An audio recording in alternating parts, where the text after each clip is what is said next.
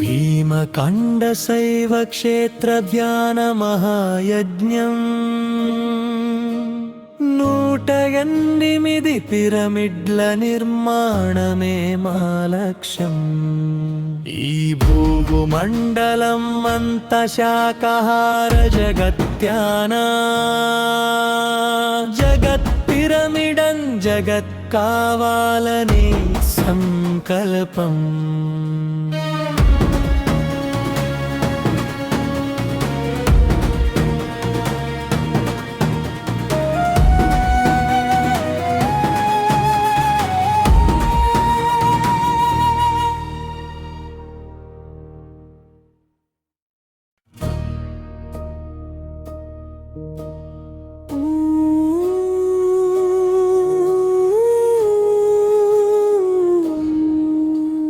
భీమకండశైవ క్షేత్రధ్యానమహాయజ్ఞం 108 పిరమిడ్ల నిర్మాణమే మా లక్ష్యం. ఈ భూమండలం అంత శాకాహార జగత్యానా జగత్ పిరమిడన్ జగత్ కావాలని సంకల్పం.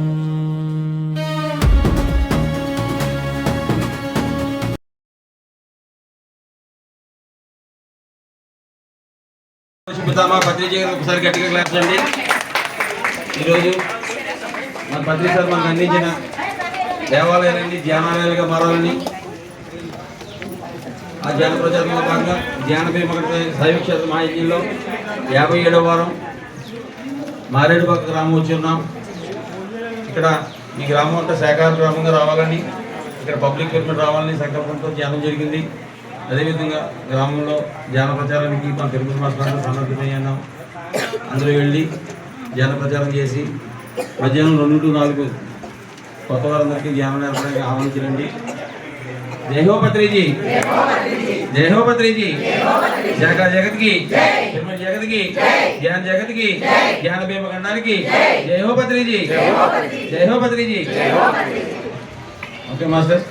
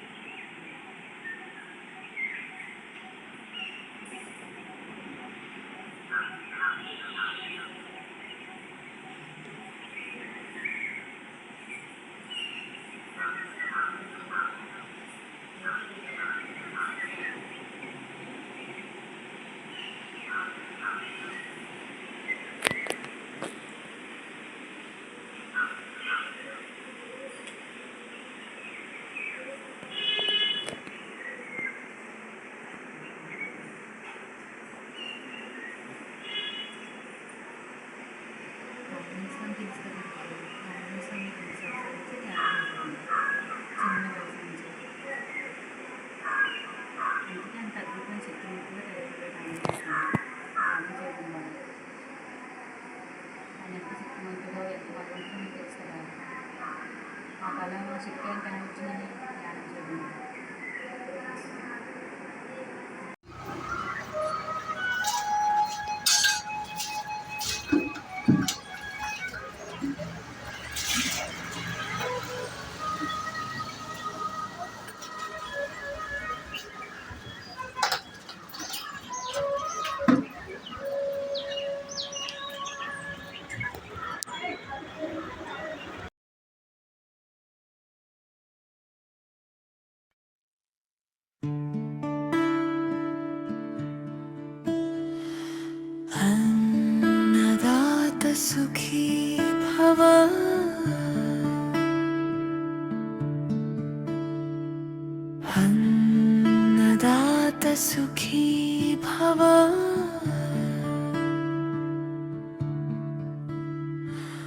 अन्नदात सुखी भव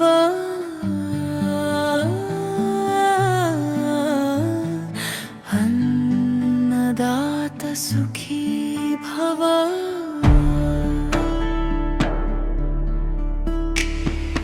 अन्नदात सुखी भव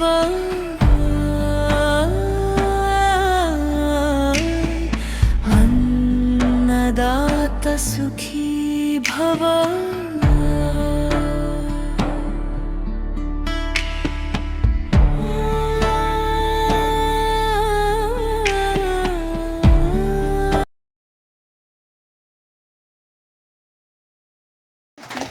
ప్రతి వాళ్ళు భూమి మీదకి వస్తూ కార్యకారణ సంబంధం వస్తారు, కార్యాచరణకి తెలియదు. అది కొంతమందికే తెలుసు. అది ఎలా తెలుస్తుందంటే ఇది పూర్వజన్మ సుకృతం. మనం ఈ జన్మలో మన జగద్గురు బ్రహ్మర్షి పితామహ పత్రిజుని గురువుజిని కలిసామంటే మనం ఈ జన్మలో మనం ధ్యానం చేయలేదండి. ఇక్కడ ఉన్న వాళ్ళందరూ గతంలో కూడా కొన్ని జన్మలు ధ్యానం చేసాం. కనీసం 3-4 జన్మలు ధ్యానం చేస్తే కానీ గురువు గారు సిటికిని వేలు పట్టుకోవడానికి మనకు అర్హత ఉండదని చెప్పేవారు.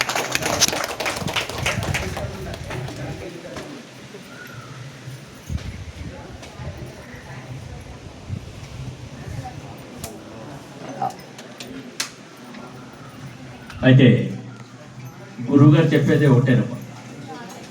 మనం గురువు అని చెప్తాం కానీ మన గురువుగారు పత్రిజీ గారు ఏ రోజు కూడా నేను గురువు అని మనకి ఎవరికి చెప్పలేదు. నీ శ్వాసే నీ గురువు అని చెప్తారు. నీ జీవుడే నీ దేవుడు, నీ దేహమే దేవాలయం.